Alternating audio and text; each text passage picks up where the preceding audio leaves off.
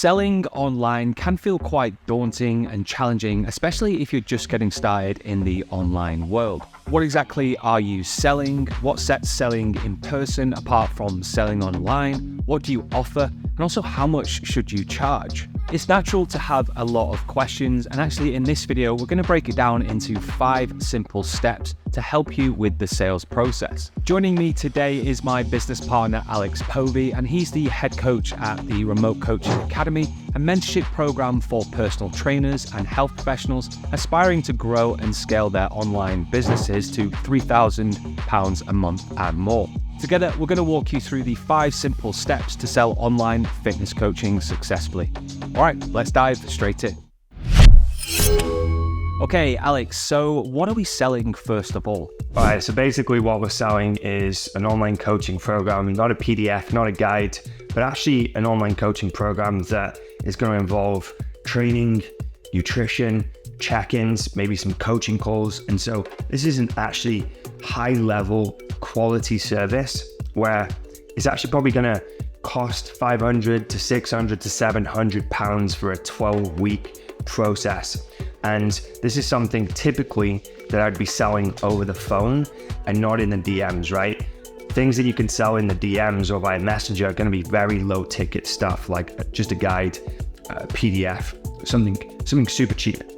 But if you're selling a high quality, high level service in the £500, £600, £700 range, then you're going to want to book calls and really have to position this in the most compelling way for someone to go, yeah, I want to buy that. I want to enroll into this process. And that's what we're going to be covering inside of this video.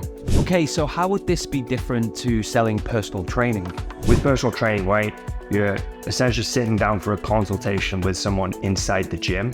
Whereas with this process, you're not meeting them in person. And so you have to lead someone to a call. That could be a phone call, or it could be a Zoom call where you're there in a room, a virtual room together, or on a phone call where you're taking them through a process.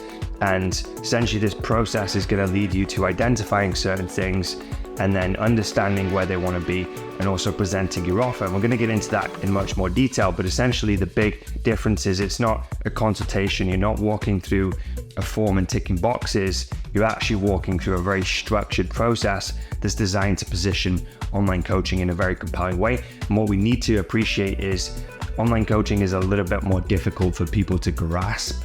Okay, and so you've got to explain it and really help them understand what it is. Versus personal training, most people just get it. They understand what a personal trainer is. Online coaching is a newer concept, right? So we need to explain that on the call. Okay, so when you get someone on a call, what's the first thing that you do?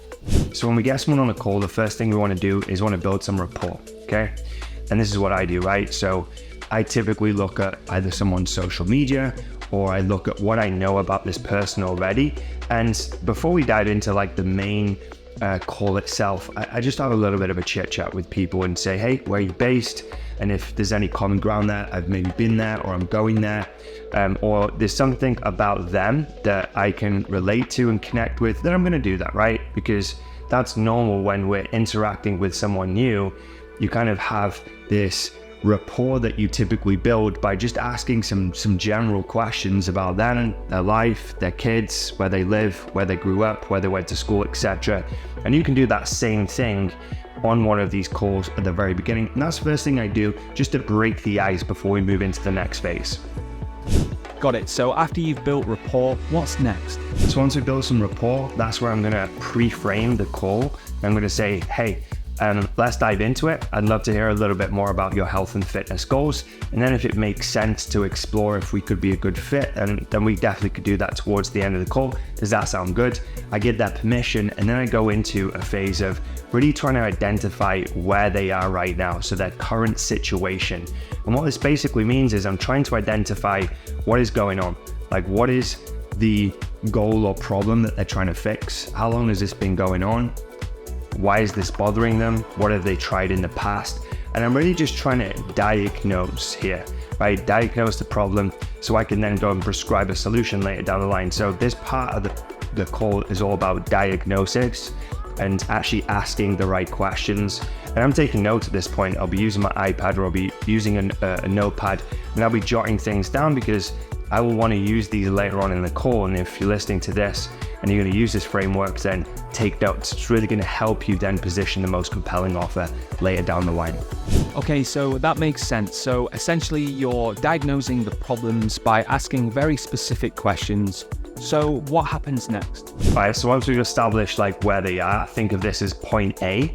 We want to establish point B, okay? Where they actually want to be. And think of it like this, right? Everyone is typically traveling from one place to the next, whether that's when they're going on holiday or whether that's with their physique or whether that's with their business, right? And so think of it as point A and point B. We've just established point A, like where they are right now. Now we want to establish point B, where they want to get to, okay?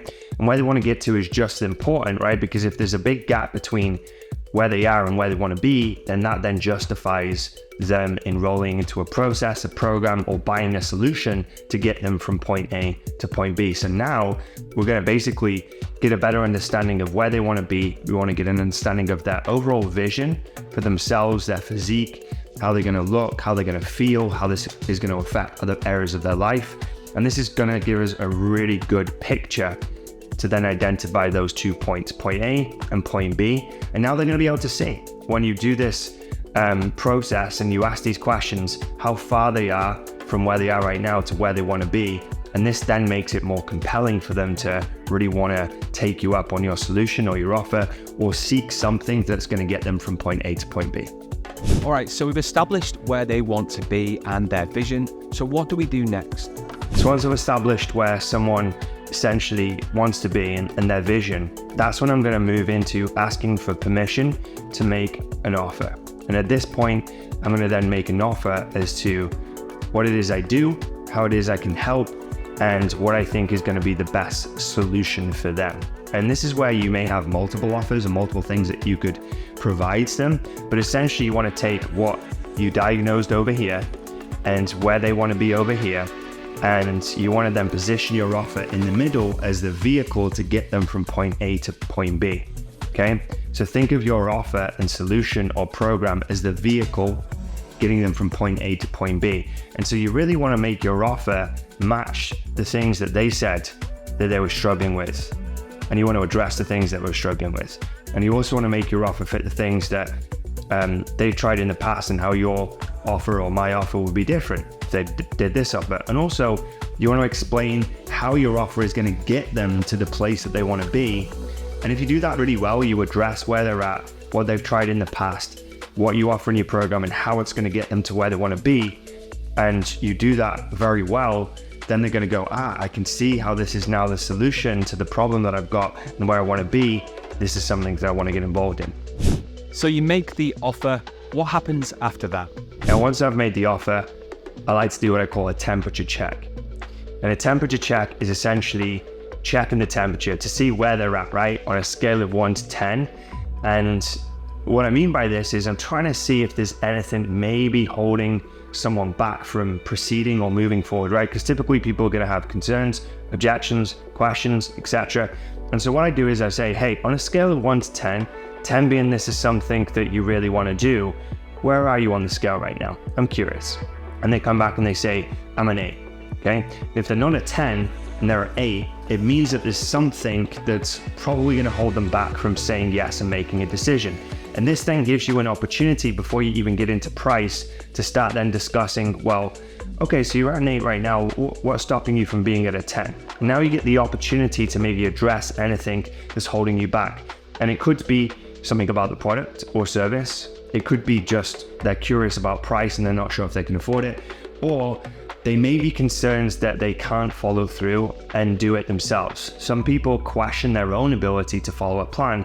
And these concerns are some things that you can address before you even get into the price. And then what I do is I address all those things and then I'm like, is there anything else? And they're like, no, it's just the investment. Well, what's the investment or what's the price? Then I know I'm really only dealing with the price or investment at that stage. And then I can proceed from there and then present it. And then I'm tackling the price or investment in isolation then, not a load of other problems or questions or concerns that I didn't address prior. Does that make sense? So we're using the temperature check to really bring any concerns or objections to the surface. So then when we do present the price, that's hopefully the only thing left we've got to work through in order to get commitment and enroll that client. Interesting. So you check to see if there's anything potentially on their mind that you could address on that call. So when do you share the price? This is where we present the price, and typically what I would do is I'd present the price in two ways, and I call this an alternative offer. I'd say, for everything that we discussed on the call today, the investment to work with me for 12 weeks is either this, or if you prefer, we can break it up into 3 installments, which would be this. Slightly more, of course, but which one do you think would be best for you? And then you give them the option to choose this one or that one. It's not, do you want to go ahead? It's either this option or this option.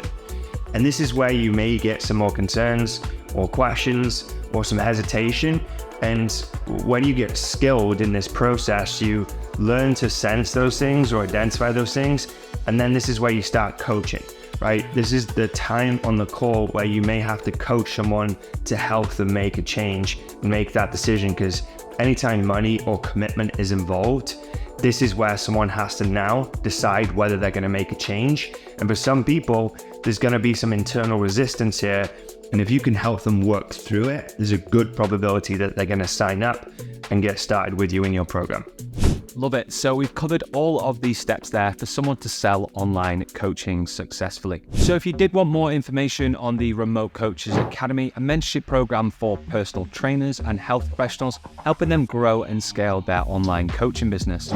So be sure to check out the link in the description or the comments below, where you'll be able to find out more information about how we can help. Now, if you did want to find some more content, be sure to check out the video I've linked up here on how to create and sell an online coaching program for over £1,000. In this video, myself and Alex walk you through the simple steps in creating and selling your offer. Be sure to check it out, and I'll see you in the next video.